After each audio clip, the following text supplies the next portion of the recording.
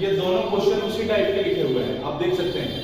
पहला प्रश्न क्या कह रहा है, किसी परीक्षा में 60% छात्र अंग्रेजी में उत्तीर्ण हुए हैं, 70% हिंदी में और 40% दोनों में, तब अंग्रेजी और हिंदी दोनों में उत्तीर्ण छात्रों की संख्या क्या होगी। 60% अंग्रेजी में हुए हैं उत्तीर्ण, 70% हिंदी में और 40% दोनों विषयों में उत्तीर्ण हुए हैं, अंग्रेजी और हिंदी में अनुत्तीर्ण छात्रों का प्रतिशत। ये वाली बात आपको ध्यान रखनी है और यहाँ पर उत्तीर्ण दे रहा है। ऑप्शन आपके हैं 10%, 20%, 25% और 30%, 4 ऑप्शन दिए हुए हैं। देखते हैं इस सवाल को लगाने की ट्रिक क्या है। कुछ मत करिए, पहले अंग्रेजी लिखा हुआ है, आप अंग्रेजी लिख लीजिए, अंग्रेजी लिख लिया हमने, और अंग्रेजी में 60% छात्र हो रहे हैं वो नीचे लिख दिया। 70% हिंदी में है, आपने हिंदी लिख लिया, और हिंदी में 70 हो रहे हैं, यहाँ पर 70 लिख लिया। अब क्या हो रहे हैं, उत्तीर्ण हो रहे हैं, तो उत्तीर्ण यहाँ पर लिख लीजिए 60 और 70%, और दोनों में जो कॉमन है वो यहाँ पर लिखिए 40%, दोनों में हो रहे हैं उत्तीर्ण, ये सब उत्तीर्ण वाले ही हैं।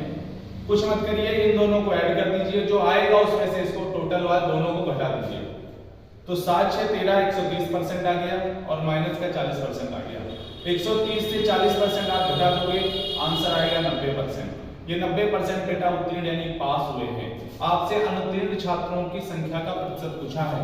अगर 90% छात्र पास हुए हैं, अनुत्तीर्ण मतलब तो फेल कितने हुए हैं बेटा, 100 में से 90 को आप घटा दो, 100 में से 90 को घटा दोगे, आंसर 10% आ जाएगा। 10% आपका राइट आंसर होगा इस सवाल का, जो ऑप्शन नंबर ए दिया हुआ है 10%। आशा करता हूं आपको ये सवाल समझ में आ गया होगा। अब चलते हैं अगले सवाल के ऊपर। अगला सवाल क्या कह रहा है, अगला सवाल है, किसी परीक्षा में 65% छात्र नागरिक शास्त्र में, 60% इतिहास में और 40% दोनों विषयों में पास हुए हैं। यदि 90 छात्र इतिहास और नागरिक शास्त्र दोनों विषयों में फेल हुए तो परीक्षार्थियों की कुल संख्या। सवाल सेम है, थोड़ा सा बदला है यहाँ पर, कोई बात नहीं। सब्जेक्ट लिखिए नागरिक शास्त्र, और नागरिक शास्त्र में कितना हो रहा है 60%। इतिहास में दे रखा है, इतिहास में कितना दिया हुआ है 65%। 65% बेटा सॉरी 65% नागरिक शास्त्र में है और 60% इतिहास में है, ये हो गया।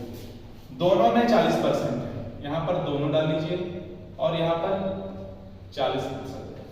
ये सब क्या हो रहा है, पास हो रहे हैं यहाँ पर, तो आप लाइन में लिख दीजिए पास।